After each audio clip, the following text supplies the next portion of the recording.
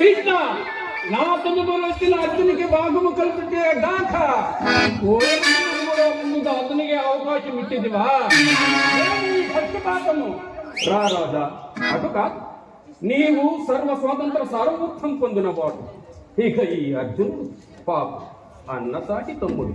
నా ఇష్ట ప్రకారం వంతులు వేసిన అది ఆ ధర్మరాజునికి నచ్చనితో వాసుదేవుడు మోసం చేసినాడు.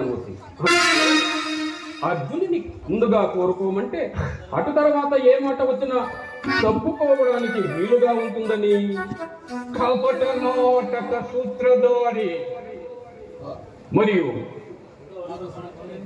నాతో సోములైన నారాయణ గోపికలు 10,000 ఒకవైపు, నిరాయుధుడైన నేను ఒక్కడనే ఒకవైపు. ఆయుధం పట్టను యుద్ధము చేయను, ఏదో నాకు తోచిన సాయము చేయదును గాని